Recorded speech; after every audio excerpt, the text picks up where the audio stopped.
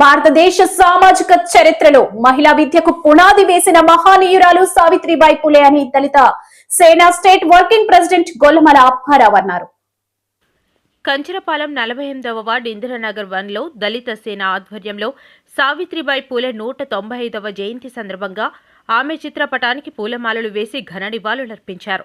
ఈ సందర్భంగా ఆయన మాట్లాడుతూ స్త్రీలు చదువుకోవడం అపరాధంగా భావించిన కాలంలో అణచివేతకు గురైన వర్గాలకు విద్య అనే ఆయుధాన్ని అందించిన తొలి మహిళా ఉపాధ్యాయురాలిగా ఆమె చరిత్రలో నిలిచారన్నారు. ఆమె చేసిన సాహసం మహిళలను విద్యావంతులుగా చేయడమే కాకుండా పురుషుల కన్నా మిన్నగా అవకాశాలను సద్వినియోగం చేసేలా తీర్చిదిద్దిందన్నారు. అనంతరం కేక్ కట్ చేసి మిఠాయిలు పంపిణీ చేపట్టారు. ఈ కార్యక్రమంలో city convener Gollamala Meena, city president Puchcha Kameswararao, మోర్తన Ganeswara Rao, Yadagiri Pawan, Prem Vinay తదితరులు పాల్గొన్నారు. ఒకసారి మళ్ళీ చెప్పండి. పుచ్చ కామేశ్వరరావు, దళిత సేన సిటీ ప్రెసిడెంట్. ఈరోజు కంచరపాలెంలో గల దళిత సేన నగర కార్యాలయంలో శ్రీమతి సావిత్రిబాయి పూలే 195వ జన్మదిన వేడుకలు చేసుకోవడం మాకు ఎంతో ఆనందదాయకంగా ఉంది. ఎందుకంటే ఆమె మొట్టమొదటి ఉపాధ్యాయురాలు, మహిళా ఉపాధ్యాయురాలు, మొట్టమొదటి ఈ భారతదేశంలోనే.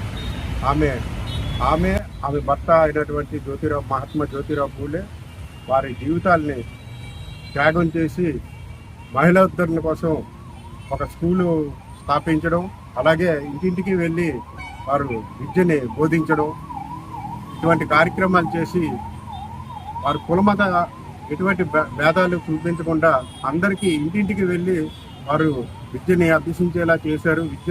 మహిళా విద్యని చాలా ప్రచారం చేశారు. కాబట్టి వారికి మహిళా లోకం అంతా ఎంతో రుణపడి ఉంది. కాబట్టి మహిళా దినోత్సవాన్ని కానీ లేకపోతే టీచర్స్ డే కానీ ఉపాధ్యాయ దినోత్సవాన్ని ఆమె పేరు మీద ఆమె పుట్టినరోజు సందర్భంగా చేయాలని మా దళిత సేన డిమాండ్ చేస్తుంది. జై సావిత్రిబాయి పూలే. చెప్పండి. అందరికీ జై భీమ్. నా పేరు గొల్లమల అప్పారావు, దళిత సేన స్టేట్ వర్కింగ్ ప్రెసిడెంట్. ఈరోజు సావిత్రిబాయి పూలే గారు 195వ జయంతి ఉత్సవాలు దళిత సేన ఆధ్వర్యంలో ఆమెకు ఘనమైన నివాళులర్పిస్తున్నాం. ఆమె ఆశయాలకు అనుగుణంగా మేము నడుచుకుంటామని ఈ సందర్భంగా మీకు చెప్పడం జరిగింది.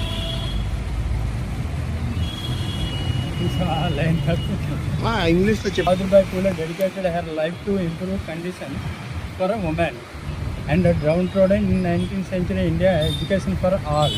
She and her husband Jyotiba Phule established 8 schools, promoted education for women and children from lower caste, even thought they faced significant opposition and harassment.